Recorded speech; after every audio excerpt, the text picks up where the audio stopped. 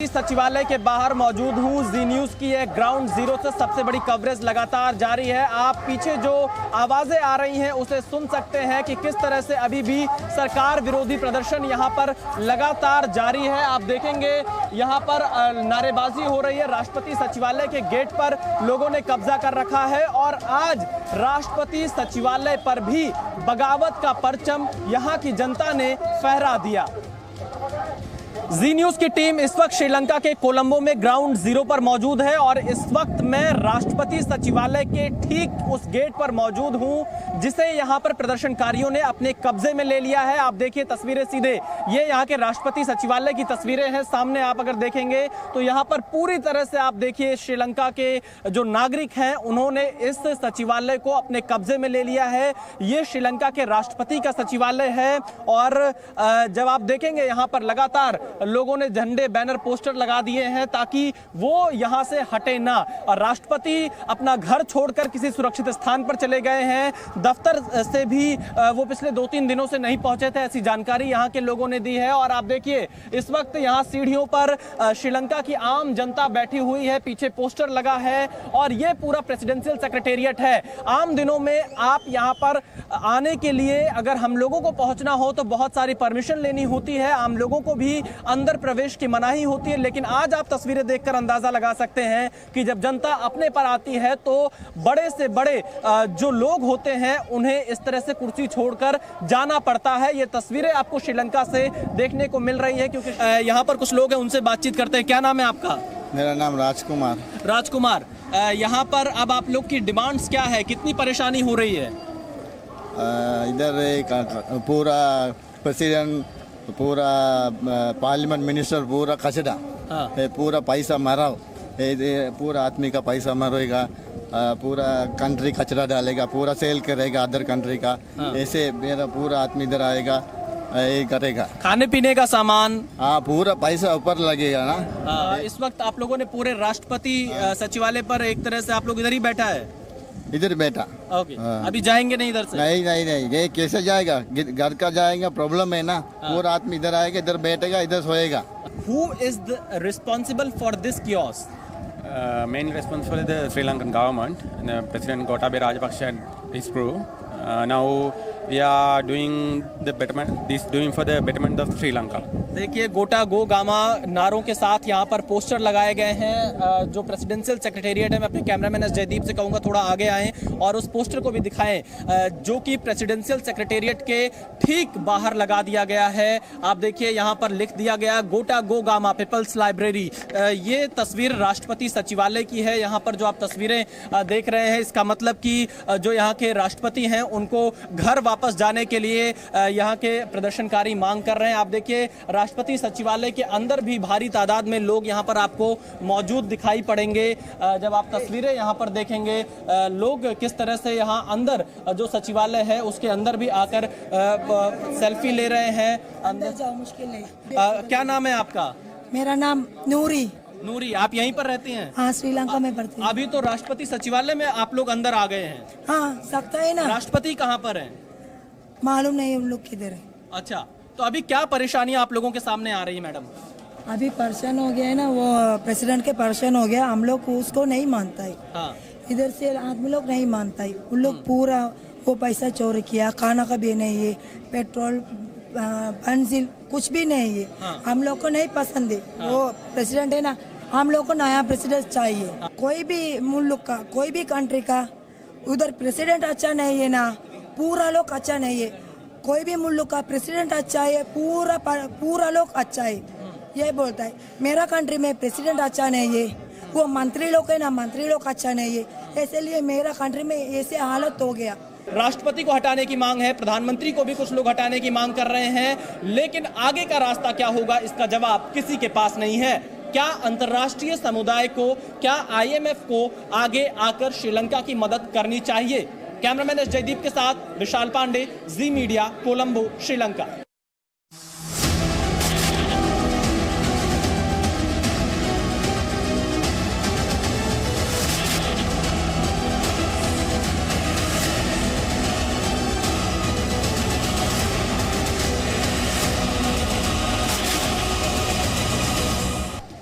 महिंद्रा राजपक्षे के इस्तीफे के बाद नए प्रधानमंत्री बने रानिल विक्रमसिंघे के खिलाफ भी श्रीलंका की जनता का गुस्सा साफ तौर पर देखा जा सकता है। यहां पर रानिल विक्रमसिंघे के सरकारी आवास के बाहर यह लिख दिया गया कि अब इस घर को आम जनता के लिए खोल दिया गया है। रानिल विक्रमसिंघे के घर पर भी जनता ने कब्जा कर लिया और उनके निजी आवास पर प्रदर्शनकारियों ने आगजनी की, आग लगा दिया, तोड़फोड़ की। कैसे रानिल विक्रमसिंघे जो कि मौजूदा प्रधानमंत्री है श्रीलंका के, उनके ऊपर और उनके घर पर लोगों का गुस्सा फूटा, देखिए इस रिपोर्ट में। टीम इस वक्त कोलंबो में मौजूद है, जहां पर कल प्रदर्शनकारियों ने काफी जगह पर तोड़फोड़ की और प्रदर्शन किया, प्रधानमंत्री के घर में आग लगा दी थी। हम इस वक्त कोलंबो के उसी 5th लेन में प्रधानमंत्री के आवास पर मौजूद हैं, जहां पर कल प्रदर्शनकारियों ने यहां पर आग लगा दी और प्रधानमंत्री को घर छोड़कर यहां से हटना पड़ा। आप तस्वीरें देखिए सबसे पहले किस तरह की तोड़फोड़ यहां पर की गई थी। जो सुरक्षा बूथ यहां पर बनाए गए थे उन्हें तोड़ दिया गया था।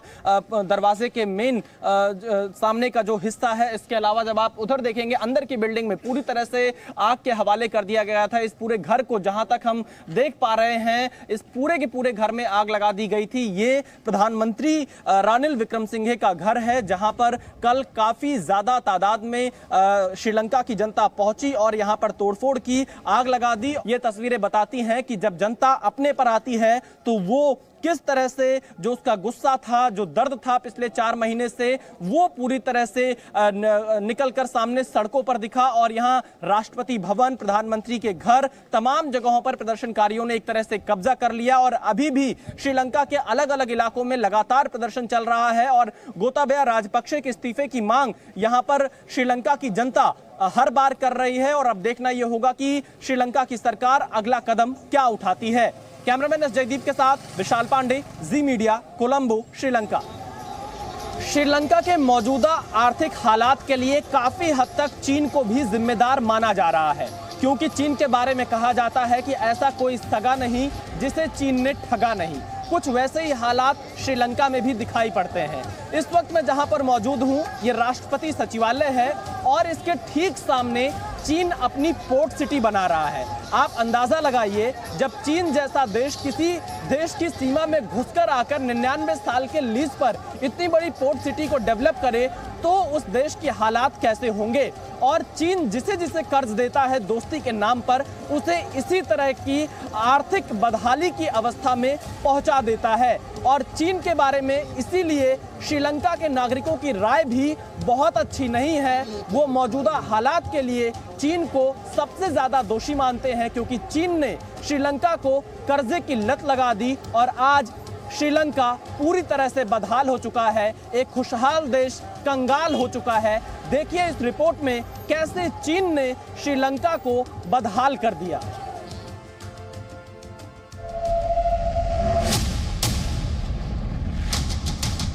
जिसके साथ चीन, उसके बुरे दिन। इसे समझना है तो श्रीलंका के हम्बनटोटा बंदरगाह को देखिए। ये वही बंदरगाह है जिसके लिए चीन ने श्रीलंका को 1 अरब 30 करोड़ डॉलर का कर्ज दिया था। और श्रीलंका जब भारी भरकम कर्ज चुकाने में नाकाम रहा तो उसे ये बंदरगाह चीन के पास गिरवी रखना पड़ा।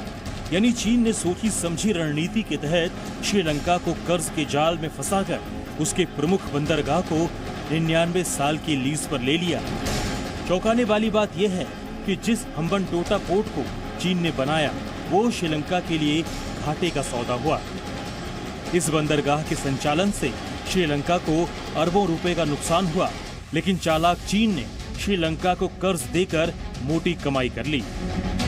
चीन ने श्रीलंका को दुष्चक्र में फंसाने के लिए किस तरह श्रीलंका के राजनेताओं को मोहरा बनाया, इसकी मिसाल भी हम्बनटोटा में मिलती है। हम्बनटोटा श्रीलंका के पूर्व प्रधानमंत्री महिंदा राजपक्षे का गृहनगर है। महिंदा राजपक्षे राष्ट्रपति गोटबाया के भाई हैं। महिंदा राजपक्षे का चीन के प्रति काफी झुकाव रहा है। उन्होंने अपने देश में बड़े पैमाने पर चीन के निवेश को हरी झंडी दी, लेकिन चीन ने निवेश और आर्थिक मदद के नाम पर श्रीलंका की अर्थव्यवस्था को अपने शिकंजे में जकड़ लिया। बिल्कुल स्पष्ट है कि चाइना ने श्रीलंका को लगातार अपने कर्ज के जाल में फंसाने की साजिशें रची। 2017 में जिस तरीके से हम्बनटोटा पोर्ट को चाइना ने 99 वर्षों की लीज पर ले लिया, क्योंकि उस समय श्रीलंका जो कर्ज के पैसे को अदा करने में समर्थ नहीं था और ऐसे में उसे इस पोर्ट को चाइना को लीज पर देना पड़ा। चीन ऐसा दोस्त है जिसके रहते किसी भी मुल्क को दुश्मन की जरूरत नहीं पड़ती है, क्योंकि चीन की दोस्ती में छिपा है धोखेबाजी, चालबाजी और विस्तारवाद का वो मीठा जहर जो दूसरे देशों को कंगाल और बदहाल बना देता है। चीन के कर्ज के जाल में फंसकर श्रीलंका दिवालिया होने की दहलीज तक पहुंच चुका है।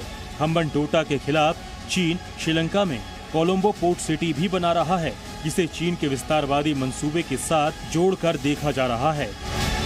श्रीलंका ने अपने इतिहास में इतना भीषण आर्थिक संकट कभी नहीं देखा। वैसे तो इसके कई कारण गिनाए जा सकते हैं, लेकिन इसका एक बड़ा कसूरवार चीन भी है। मीडिया रिपोर्ट्स के मुताबिक इस साल अप्रैल में श्रीलंका पर करीब 51 अरब डॉलर का कर्ज था, जिसमें चीन का कर्ज करीब 8 अरब डॉलर था। श्रीलंका को कर्ज देने वाले देशों में चीन तीसरे नंबर पर है।